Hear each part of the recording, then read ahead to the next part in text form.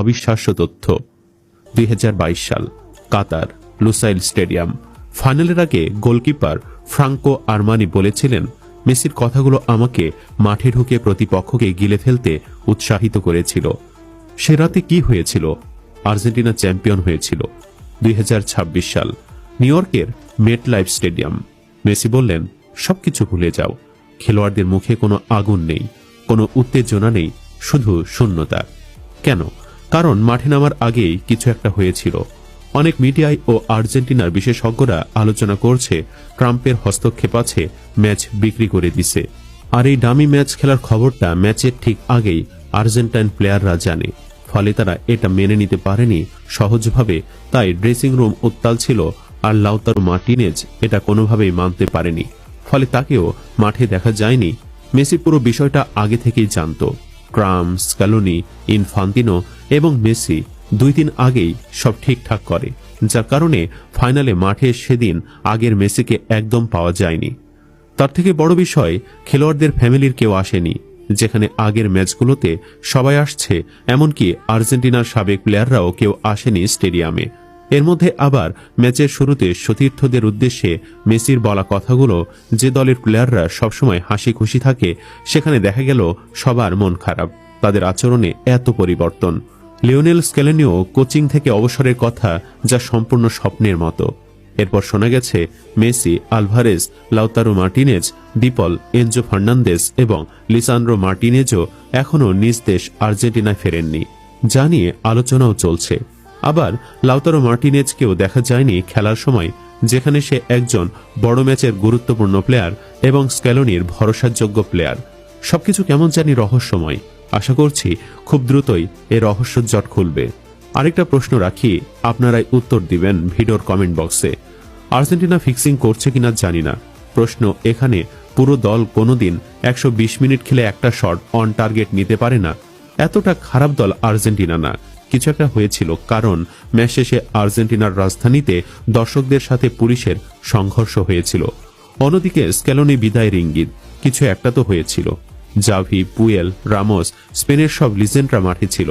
আর্জেন্টিনার কাউরে দেখেছিলেন? উত্তর দিবেন ভিডিওর কমেন্ট বক্সে অবশ্যই। এবার আসি এই সুযোগে স্পেন যেভাবে আর্জেন্টিনাকে ধ্বংস করেছিল। স্পেন এই বিশ্বকাপে পুরো 8টা ম্যাচে মাত্র একটা গোল খেয়েছে। 8টা ম্যাচে একটা গোল। এটা কোনো দল না, এটা একটা দেওয়াল। আর তাদের কৌশল ছিল সহজ, মেসিকে বল ছুঁতে দেবে না।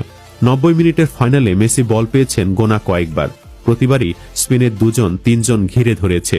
স্পেনের গোলকিপার উনাই সিমন মাত্র 6 মিনিটেই মেসির একটা দৌড় থামিয়ে দেন। পুরো ম্যাচ স্পেন বল ধরে রেখেছে। আর্জেন্টিনা ছুটেছে, ছুটতে ছুটতে ক্লান্ত হয়েছে।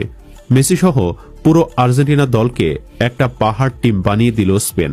আর ক্লান্ত আর্জেন্টিনার কাছে তখন একটাই ভরসা ছিল, এমিলিয়ানো মার্টিনেজ। এমি মার্টিনেজ ভাঙ্গা আঙ্গুলে 11টা সেভ। এটা জানলে আপনার চোখ ভিজে যাবে। এমিলিয়ানো মার্টিনেজ পুরো ম্যাচ খেলেছেন ভাঙ্গা আঙ্গুল নিয়ে। হ্যাঁ, ভাঙ্গা আঙ্গুল। তিনি 11টা সেভ করেছেন, বিশ্বকাপ ফাইনালের ইতিহাসে সর্বোচ্চ। না হলে আর্জেন্টিনাকে সেদিন মিনিমাম 8-9টি গোল খেতে হতো। একজন মানুষ ভাঙ্গা আঙ্গুলে 11 বার মৃত্যুর মুখ থেকে ফিরিয়ে এনেছেন, কিন্তু 12তমটা আটকানো গেল না। অতিরিক্ত সময়ের দ্বিতীয়ার্ধ স্পেনের ফেরান তোরেস গোল করলেন 1-0। মেসি মাঠে হাঁটু গেড়ে বসে পড়লেন।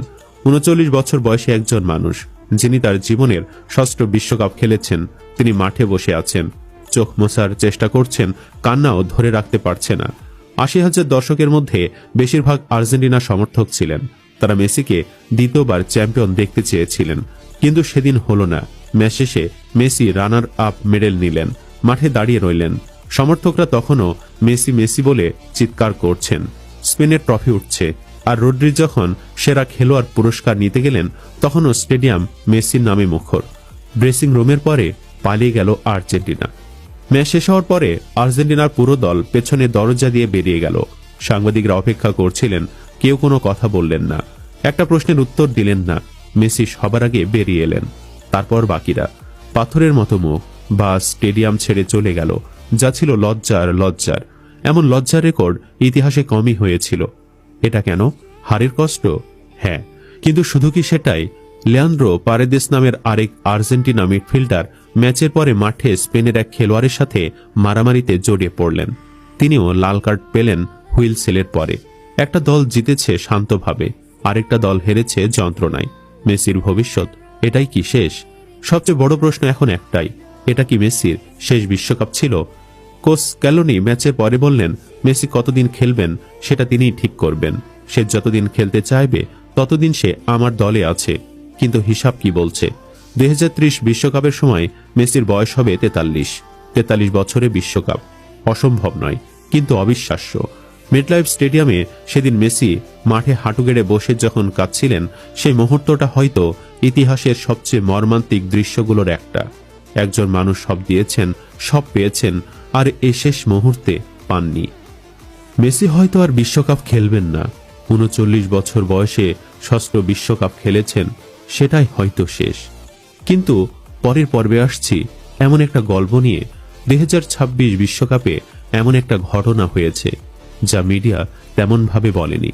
ফাইনালের মাঠে স্পেনের এক খেলোয়াড় মেসির মুখের সামনে হাত দিয়ে কিছু বলেছিলেন। কি বলেছিলেন? নতুন ফিফা নিয়মে সেই খেলোয়াড় লাল কার্ড পেতে পারতেন, কিন্তু পাননি। কেন? পরের কোনো এক পর্বে বলবো সেই গল্প। ফুটবল শুধু 90 কিংবা 120 মিনিটের একটা খেলা নয়। কখনো কখনো একটা ম্যাচ কোটি কোটি মানুষের হাসি, কান্না আর অসংখ্য প্রশ্নের জন্ম দেয়। আজ আমরা যেসব বিষয় তুলে ধরলাম তার কিছু মাঠের দৃশ্য, কিছু বিভিন্ন মহলে আলোচিত দাবি ও বিশ্লেষণ। কোনটা সত্য কোনটা ভুল সেটা চূড়ান্ত উত্তর সময়ই দেবে।